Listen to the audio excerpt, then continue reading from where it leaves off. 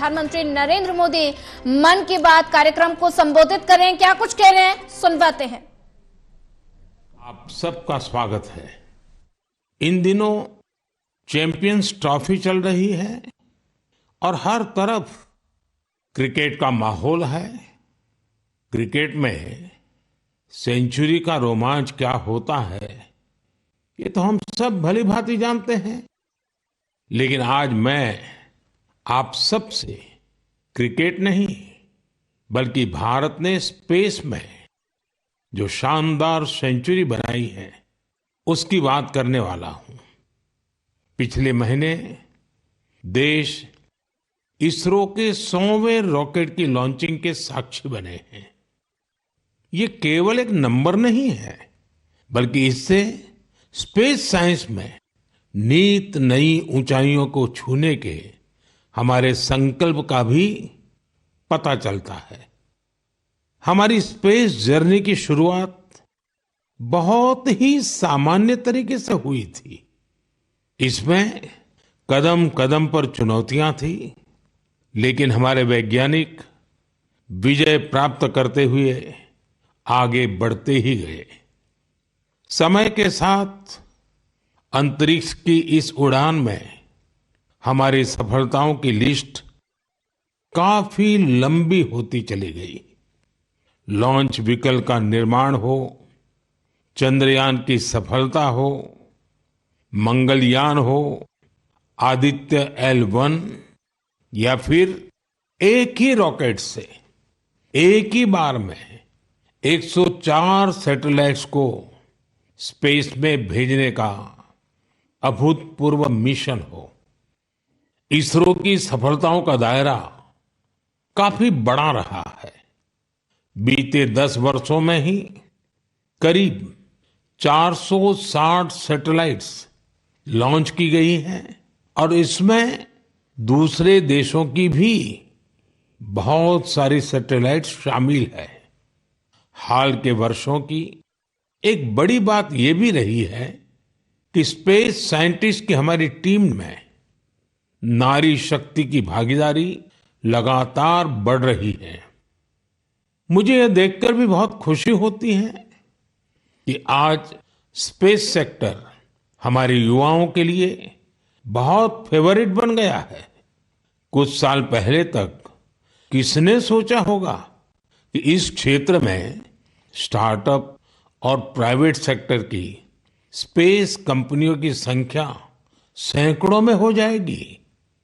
हमारे जो युवा जीवन में कुछ थ्रिलिंग और एक्साइटिंग करना चाहते हैं, उनके लिए स्पेस सेक्टर एक बेहतरीन ऑप्शन बन रहा है। साथियों, आने वाले कुछ ही दिनों में हम नेशनल साइंस डे मनाने जा रहे हैं। हमारे बच्चों का, युवाओं का साइंस में इंटरेस्ट और पैशन होना बहुत मायने रखता है।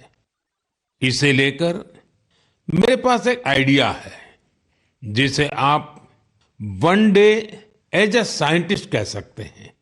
यानी आप अपना एक दिन एक साइंटिस्ट के रूप में, एक वैज्ञानिक के रूप में बिताकर देखें। आप अपनी सुविधा के अनुसार, अपनी मर्जी के अनुसार कोई भी दिन चुन सकते हैं। उस दिन आप किसी रिसर्च लैब, प्लेनेटोरियम या फिर स्पेस सेंटर जैसी जगहों पर जरूर जाएं। इससे साइंस को लेकर आपकी जिज्ञासा और बढ़ेगी। स्पेस और साइंस की तरह एक और क्षेत्र है जिसमें भारत तेजी से अपनी मजबूत पहचान बना रहा है। ये क्षेत्र है AI यानी आर्टिफिशियल इंटेलिजेंस। हाल ही में मैं AI के एक बड़े सम्मेलन में हिस्सा लेने के लिए पेरिस गया था। वहां दुनिया ने इस सेक्टर में भारत की प्रगति की खूब सराहना की। हमारे देश के लोग आज AI का उपयोग किस किस तरह से कर रहे हैं, इसके उदाहरण भी हमें देखने को मिल रहे हैं।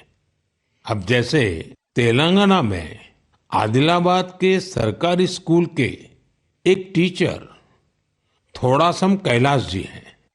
डिजिटल गीत संगीत में उनकी दिलचस्पी हमारी कई ट्राइबल लैंग्वेज को बचाने में बहुत महत्वपूर्ण काम कर रही है। उन्होंने एआई टूल्स की मदद से कोलामी भाषा में गाना कंपोज कर कमाल कर दिया है। वे एआई का उपयोग कोलामी के अलावा भी कई और भाषाओं में गीत तैयार करने के लिए कर रहे हैं। सोशल मीडिया पर उनके ट्रैक हमारे आदिवासी भाई बहनों को खूब पसंद आ रहे हैं। स्पेस सेक्टर हो या फिर एआई, हमारे युवाओं की बढ़ती भागीदारी एक नई क्रांति को जन्म दे रही है। नई नई टेक्नोलॉजी को अपनाने और आजमाने में भारत के लोग किसी से पीछे नहीं हैं। मेरे प्यारे देशवासियों, अगले महीने 8 मार्च को अंतर्राष्ट्रीय महिला दिवस है। यह हमारी नारी शक्ति को नमन करने का एक विशेष अवसर होता है। देवी महात्म्य में कहा गया है, विद्याः समस्ताः तव देवी भेदाः स्त्रियः समस्ताः सकला जगत्सु। अर्थात सभी विद्याएं देवी के ही विभिन्न स्वरूपों की अभिव्यक्ति है और जगत की समस्त नारी शक्ति में भी उनका ही प्रतिरूप है। हमारी संस्कृति में बेटियों का सम्मान सर्वोपरि रहा है। देश की मातृशक्ति ने हमारे स्वतंत्रता संग्राम और संविधान के निर्माण में भी बड़ी भूमिका निभाई है। संविधान सभा में हमारा राष्ट्रीय ध्वज प्रस्तुत करते हुए हंसा मेहता जी ने जो कहा था, मैं उन्हीं की आवाज में आप सबके साथ शेयर कर रहा हूं। It is in the fitness of things that this first flag that will fly over this august house should be a gift from the women of India. We have donned the saffron color. We have fought, suffered and sacrificed in the cause of our country's freedom. We have today attained our goal. In presenting this symbol of our freedom, we once more offer our services to the nation. We pledge ourselves to work for a great India, for building up a nation that will be a nation among nations. We pledge ourselves for working for a greater cause to maintain the freedom that we have achieved. साथियों, हंसा मेहता जी ने हमारे राष्ट्रीय ध्वज के निर्माण से लेकर उसके लिए बलिदान देने वाली देश भर की महिलाओं के योगदान को सामने रखा था। उनका मानना था कि हमारे तिरंगे में केसरिया रंग से भी ये भावना उजागर होती है। उन्होंने विश्वास व्यक्त किया था कि हमारी नारी शक्ति भारत को सशक्त और समृद्ध बनाने में अपना बहुमूल्य योगदान देगी। आज उनकी बातें सच साबित हो रही हैं। आप किसी भी क्षेत्र पर नजर डालें तो पाएंगे कि महिलाओं का योगदान कितना व्यापक है। साथियों, इस बार महिला दिवस पर मैं एक ऐसी पहल करने जा रहा हूं जो हमारी नारी शक्ति को समर्पित होगी। इस विशेष अवसर पर मैं अपने सोशल मीडिया अकाउंट जैसे एक्स, इंस्टाग्राम के अकाउंट्स, उनको देश की कुछ इंस्पायरिंग वुमेन को एक दिन के लिए सौंपने जा रहा हूं। ऐसी वुमेन जिन्होंने अलग अलग क्षेत्रों में उपलब्धियां हासिल की हैं, इनोवेशन किया है, अलग अलग क्षेत्रों में अपनी एक अलग पहचान बनाई है, 8 मार्च को वो अपने कार्य और अनुभवों को देशवासियों के साथ साझा करेंगी।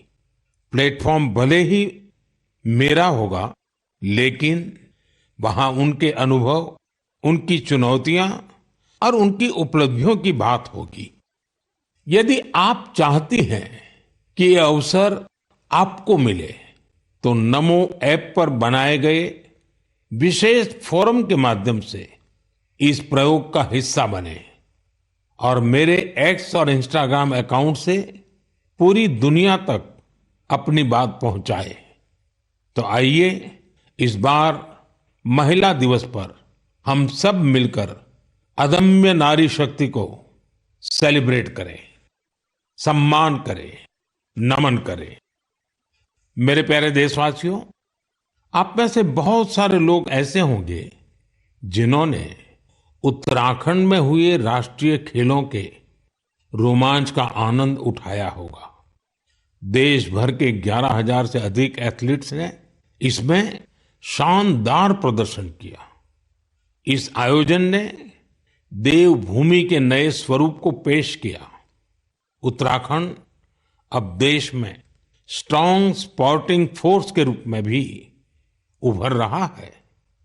उत्तराखंड के खिलाड़ियों ने भी शानदार प्रदर्शन किया। इस बार उत्तराखंड 7वें स्थान पर रहा। यही तो पावर ऑफ स्पोर्ट्स है, जो इंडिविजुअल्स और कम्युनिटीज के साथ साथ पूरे राज्य का कायाकल्प कर देती है। इससे जहां भावी पीढ़ियां प्रेरित होती हैं, वहीं कल्चर ऑफ एक्सेलेंस को भी बढ़ावा मिलता है। साथियों, आज देश भर में इन खेलों के कुछ यादगार प्रदर्शनों की खूब चर्चा है। इन खेलों में सबसे ज्यादा गोल्ड मेडल जीतने वाली सर्विसेज की टीम को मेरी बहुत बहुत बधाई। राष्ट्रीय खेलों में हिस्सा लेने वाले हर खिलाड़ी की भी मैं सराहना करता हूं। हमारे बहुत से खिलाड़ी खेलो इंडिया अभियान की देन है। हिमाचल प्रदेश के सावन बरवाल, महाराष्ट्र के किरण मात्रे, तेजस सिरसे या आंध्र प्रदेश की ज्योति याराजी, सबने देश को नई उम्मीदें दी हैं। उत्तर प्रदेश के जेवलिन थ्रोअर सचिन यादव और हरियाणा की हाई जंपर पूजा और कर्नाटका की स्विमर धिनिधि दे सिंधु ने देशवासियों का दिल जीता। इन्होंने 3 नए राष्ट्रीय रिकॉर्ड बनाकर सबको चौंका दिया। इस बार के राष्ट्रीय खेलों में टीनेज चैंपियंस, उनका नंबर हैरान करने वाला है। 15 साल के शूटर गेविन एंटनी, यूपी की हैमर थ्रो खिलाड़ी 16 साल की अनुष्का यादव, मध्य प्रदेश के 19 साल के पोल वाल्टर देव कुमार मीणा ने साबित किया कि भारत का स्पोर्टिंग फ्यूचर बेहद प्रतिभावान पीढ़ी के हाथों में है। उत्तराखंड में हुए नेशनल गेम्स ने ये भी दिखाया कि कभी हार ना मानने वाले जीतते जरूर है। कंफर्ट के साथ कोई चैंपियन नहीं बनता।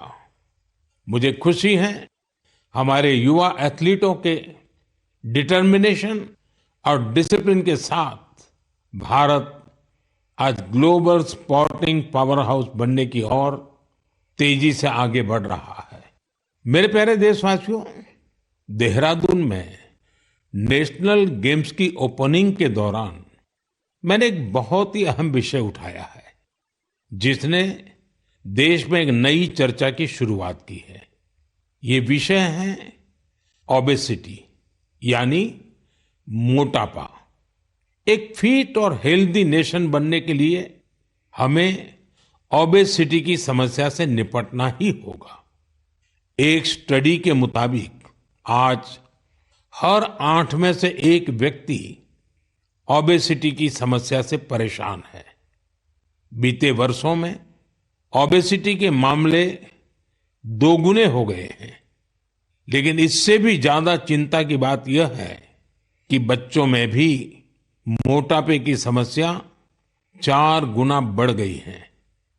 WHO का डेटा बताता है कि 2022 में दुनिया भर में करीब 250 करोड़ लोग ओवरवेट थे, यानी आवश्यकता से भी कहीं ज्यादा वजन था। ये आंकड़े बेहद गंभीर है और हम सभी को सोचने पर मजबूर करते हैं कि आखिर ऐसा क्यों हो रहा है। अधिक वजन या मोटापा कई तरह की परेशानियों को, बीमारियों को भी जन्म देता है। हम सब मिलकर छोटे छोटे प्रयासों से इस चुनौती से निपट सकते हैं। जैसे एक तरीका मैंने सुझाया था, खाने के तेल में 10% 10% की कमी करना। आप तय कर लीजिए कि हर महीने 10% कम तेल उपयोग करेंगे। आप तय कर सकते हैं कि जो तेल खाने के लिए खरीदा जाता है, खरीदते समय ही अब 10% कम ही खरीदेंगे। ये ओबेसिटी कम करने की दिशा में एक अहम कदम होगा।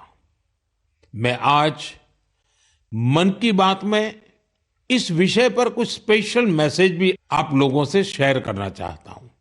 शुरुआत ओलंपिक मेडलिस्ट नीरज चोपड़ा जी से करते हैं, जिन्होंने खुद सफलतापूर्वक ओबेसिटी पर काबू पाकर दिखाया है।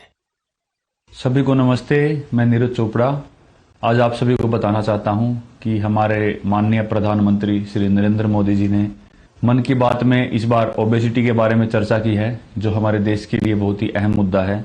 और मैं कहीं ना कहीं इस बात को खुद से भी रिलेट करता हूं, क्योंकि जब मैंने ग्राउंड पे जाना स्टार्ट किया था तो उस टाइम में भी मेरा भी काफ़ी मोटापा था, और मैंने जब ट्रेनिंग स्टार्ट की, अच्छा खाना स्टार्ट किया, तो काफ़ी हेल्थ में मेरे सुधार आया। और उसके बाद जब मैं एक प्रोफेशनल एथलीट बन गया तो उसमें भी मेरी काफ़ी हेल्प मिली। और साथ में बताना चाहूँगा कि जो पेरेंट्स हैं वो खुद भी आउटडोर स्पोर्ट कोई ना कोई खेलने अपने बच्चों को भी लेके जाएं और एक अच्छा हेल्दी लाइफस्टाइल बनाएं, अच्छा खाएं और अपने शरीर को 1 घंटा या जितना भी टाइम आप दे सकते हैं दिन में वो दें एक्सरसाइज के लिए। और मैं एक बात और ऐड करना चाहूँगा, अभी हाल ही में हमारे प्रधानमंत्री जी ने बोला था कि जो खाने में यूज होने वाला ऑयल है उसको 10% तक कम करें, क्योंकि कई बार हम काफ़ी तली हुई चीज़ें, ऐसी चीज़ें खा लेते हैं जिससे ओबेसिटी पे काफ़ी इम्पैक्ट पड़ता है। तो मैं सभी को कहना चाहूँगा कि इन चीज़ों से बचें और अपनी हेल्थ का ध्यान रखें। बस यही आपसे मैं गुजारिश करता हूँ और साथ उठ के हम अपने देश को ऊपर उठाएंगे। धन्यवाद। नीरज जी, आपका बहुत बहुत आभार। जानी मानी एथलीट निखत जरीन जी ने भी इस विषय पर अपनी बात रखी है। हाय, मेरा नाम निखत जरीन है और मैं 2 टाइम्स वर्ल्ड बॉक्सिंग चैंपियन हूँ। जैसे कि हमारे प्रधानमंत्री नरेंद्र मोदी जी ने मन की बात में ओबेसिटी को लेकर जिक्र किया है, and I think it's a national concern. हमें अपनी हेल्थ को लेकर सीरियस होना चाहिए, बिकॉज मोटापा जितनी जल्दी से फैल रहा है हमारे इंडिया में, उसको हमें रोकना चाहिए और कोशिश यही करनी चाहिए कि हम जितना हो सके हेल्दी लाइफस्टाइल फॉलो करें। मैं खुद एक एथलीट होके कोशिश करती हूँ कि मैं हेल्दी डाइट फॉलो करूँ, बिकॉज अगर मैंने गलती से भी अनहेल्दी डाइट ले लिया या मैंने ऑयली चीजें खा ली तो जिसकी वजह से मेरे परफॉर्मेंस पे इम्पैक्ट पड़ता है और मैं रिंग में जल्दी थक जाती हूँ। एंड मैं कोशिश यही करती हूँ कि मैं जितना हो सके एडिबल ऑयल जैसी चीजों को मैं कम इस्तेमाल करूँ और उसकी जगह हेल्दी डाइट फॉलो करूँ और डेली फिजिकल एक्टिविटी करूँ, जिसकी वजह से मैं हमेशा फिट रहती हूँ। एंड आई थिंक हम जैसे कॉमन लोग जो है जो डेली जॉब पे जाते हैं, काम पर जाते हैं, एंड आई थिंक हर किसी को हेल्थ को लेकर सीरियस होना चाहिए और कुछ ना कुछ डेली फिजिकल एक्टिविटी करनी चाहिए, जिसकी वजह से हमें बीमारियों जैसे हार्ट अटैक है और कैंसर जैसे बीमारियों से हम दूर रहे और अपने आप को फिट रखें, क्योंकि हम फिट तो इंडिया फिट। निखत जी ने वाकई कुछ अच्छे पॉइंट्स बताए हैं। आइए अब सुनते हैं डॉक्टर देवी शेट्टी जी का क्या कहना है। आप सभी जानते हैं वे एक बहुत ही सम्मानित डॉक्टर हैं जो इस विषय पर निरंतर काम कर रहे हैं। I would like to thank our Honorable Prime Minister for creating an awareness about obesity in his most popular Man Ki Baat program. Obesity today is not a cosmetic problem. It is a very serious medical problem. Majority of the youngsters in India today are obese. The main cause of obesity today is poor quality of food intake, especially excess intake of carbohydrates, that is rice, chapati and sugar, and of course large consumption of oil. Obesity leads to major medical problems like heart disease, high blood pressure, fatty liver and many other complications. So my advice to all the youngsters, start exercising, control your diet and be very, very active and watch your weight. Once again, I would like to wish all of you very, very happy, healthy future. Good luck and God bless. साथियों, खाने में तेल का कम उपयोग और obesity से निपटना यह केवल पर्सनल चॉइस नहीं है, बल्कि परिवार के प्रति हमारी जिम्मेदारी भी है। खान पान में तेल का अधिक इस्तेमाल हार्ट डिसीज, डायबिटीज और हाइपरटेंशन जैसी ढेर सारी बीमारियों की वजह बन सकता है। अपने खान पान में छोटे छोटे बदलाव करके हम हमारे फ्यूचर को स्ट्रॉन्गर, फिटर और डिसीज फ्री बना सकते हैं। इसलिए हमें बिना देर किए इस दिशा में प्रयास बढ़ाने होंगे। इसे अपने जीवन में उतारना होगा। हम सब मिलकर इसे खेल खेल में बहुत प्रभावी रूप से कर सकते हैं। जैसे मैं आज मन की बात के इस एपिसोड के बाद 10 लोगों को आग्रह करूंगा, चैलेंज करूंगा कि क्या वो अपने खाने में ऑयल को 10% कम कर सकते हैं, और साथ ही उनसे ये आग्रह भी करूंगा कि वो आगे नए 10 लोगों को ऐसा ही चैलेंज दे। मुझे विश्वास है इससे ओबेसिटी से लड़ने में बहुत मदद मिलेगी। साथियों, क्या आप जानते हैं कि Asiatic lion, Angul, pygmy hogs और लायन टेल मैकाक, इसमें क्या समानता है? इसका जवाब है कि ये सब दुनिया में कहीं और नहीं पाए जाते हैं, केवल हमारे देश में ही पाए जाते हैं। वाकई हमारे यहाँ वनस्पति और जीव जंतुओं का एक बहुत ही वाइब्रेंट इकोसिस्टम है, और ये वन्य जीव हमारे इतिहास और संस्कृति में रचे बसे हुए हैं। कई जीव जंतु हमारे देवी देवताओं की सवारी के तौर पर भी देखे जाते हैं। मध्य भारत में कई जनजातियां बागेश्वर की पूजा करती हैं। महाराष्ट्र में वाघोबा के पूजन की परंपरा रही है। भगवान अयप्पा का भी बाघ से बहुत गहरा नाता है। सुंदरवन में बोन बीबी की पूजा अर्चना होती है, जिनकी सवारी बाघ है। हमारे यहाँ कर्नाटका के हुली वेशा, तमिलनाडु के पुली और केरला के पुलिकली जैसे कई कल्चरल डांसेस हैं जो नेचर और वाइल्ड लाइफ के साथ जुड़े हुए हैं।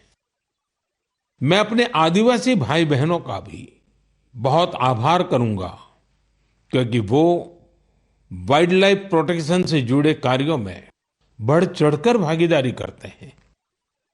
कर्नाटका के बीआरटी टाइगर रिजर्व में बाघों की आबादी में लगातार वृद्धि हुई है।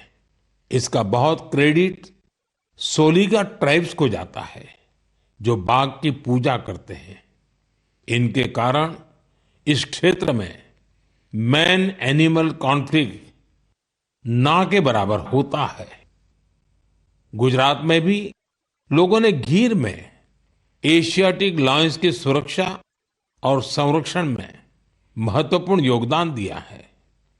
उन्होंने दुनिया को दिखा दिया है कि प्रकृति के साथ कोएग्जिस्टेंस आखिर क्या होता है।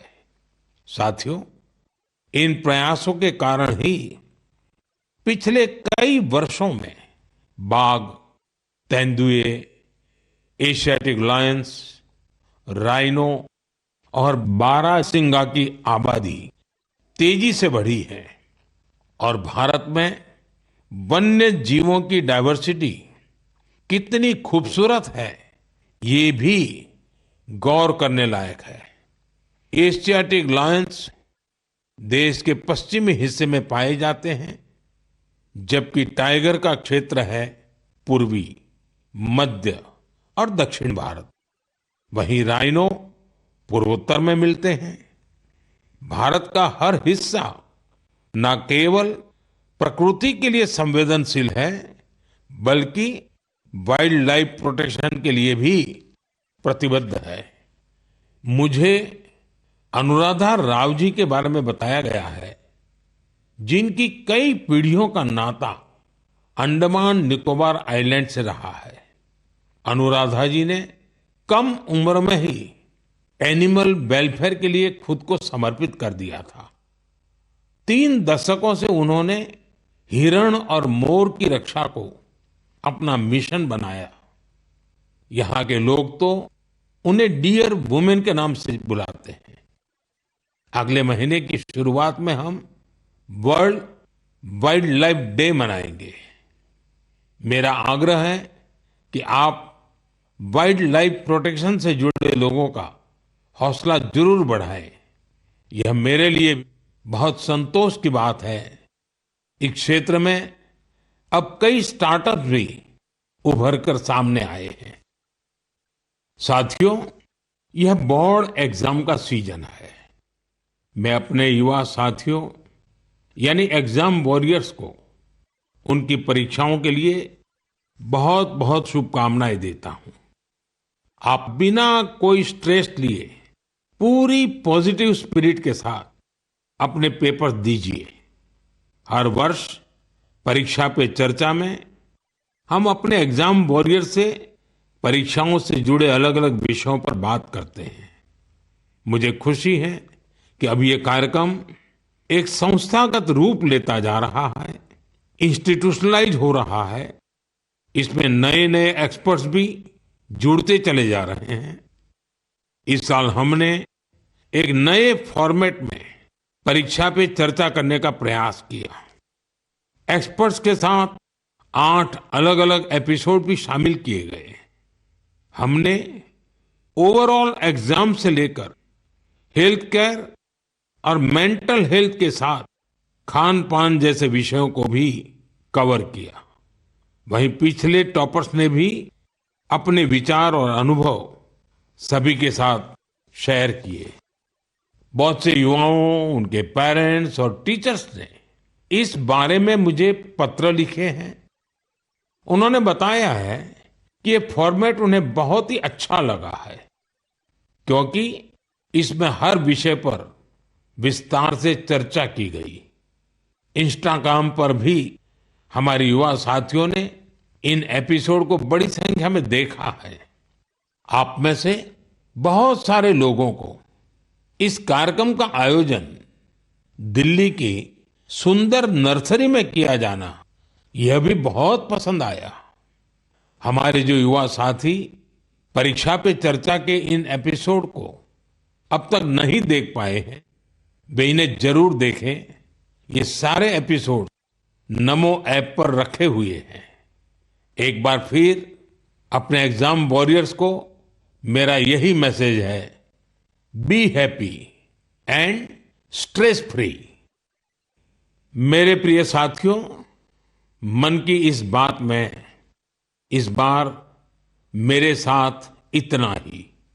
अगले महीने फिर नए विषयों के साथ हम मिलकर मन की बात करेंगे। आप मुझे अपने पत्र, अपने संदेश भेजते रहिए। स्वस्थ रहिए, आनंद में रहिए। बहुत बहुत धन्यवाद। नमस्कार। प्रधानमंत्री नरेंद्र मोदी के मन की बात का 119वां एपिसोड। प्रधानमंत्री नरेंद्र मोदी ने अपने विचार साझा किए और साथ ही मन की बात कार्यक्रम में कई मुद्दों को लेकर चर्चा की गई। एआई के मुद्दे को लेकर, ओबेसिटी को लेकर और साथ ही परीक्षा पे चर्चा, कई मुद्दों को लेकर प्रधानमंत्री नरेंद्र मोदी ने मन की बात कार्यक्रम में चर्चा की है।